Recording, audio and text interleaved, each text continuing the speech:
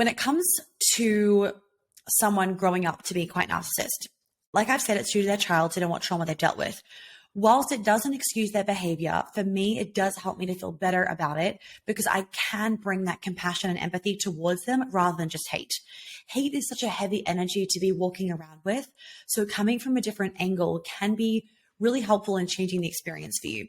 So some ideas of what this child could have dealt with that's then caused them to grow up to be quite narcissistic is not feeling loved, constantly being told they're not enough, never feeling safe, and now they only feel safe if they're the center of attention, a very chaotic upbringing with lots of ups and downs, them not getting their emotional needs met by their parents or not getting emotional regulation by their parents, a lack of attention, overparenting, and never being left alone by a parent, so very excessive smothering, never getting emotionally grounded or regulated by parents, witnessing abuse or receiving abuse, and kind of to the other extreme, being put on a pedestal by parents and seen as more special than other children. Something that I forgot to mention, and maybe I kind of did when I was just talking, also that we can add to the list of red flags, is a lack of emotional regulation. So they are constantly blowing their lid. They cannot emotionally regulate themselves. They are very, very high strung. If you do one wrong thing, they're going to lash out and be yelling at you. Red flag. So let's remember to wrap up this episode. Most narcissists are in so much pain and insecurity that they never want to admit defeat. They never want to be seen as failure. So hence they behave in such horrible ways.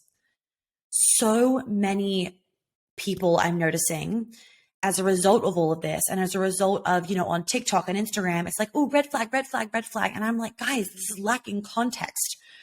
I am noticing more and more young people these days and middle-aged people being scared of dating a narcissist or someone that gaslights them or whatever.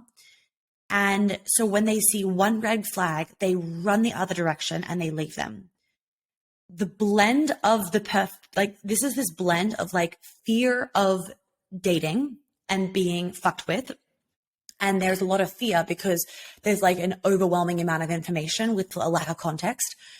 And combine that with the perfectionistic culture that we now live in, it is becoming very detrimental to our experience.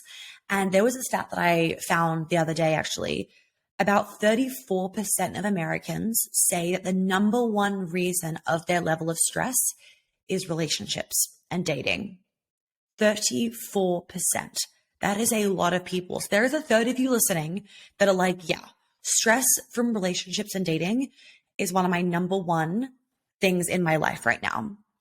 That is cause for, okay, let's fix this shit. I don't want you guys to be having that amount of stress because you don't need to. We're not learnt this stuff in school. We're not learnt how to communicate in relationships, how to communicate through intimacy, how to have hard conversations, et cetera, et cetera. We're not taught those kind of things. So if any of you are in these situations where you are not trusting yourself, you are feeling like, is he the one? Is he not the one?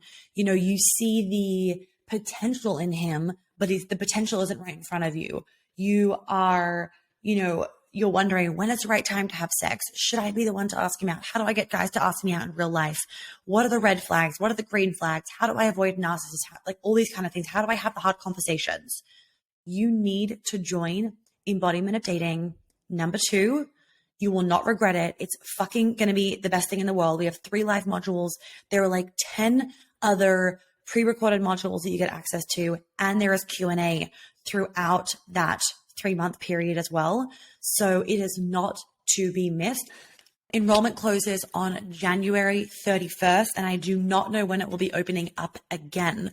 So please, please, please make sure that you have claimed your space. There is a great payment plan option, and there is a pay in full.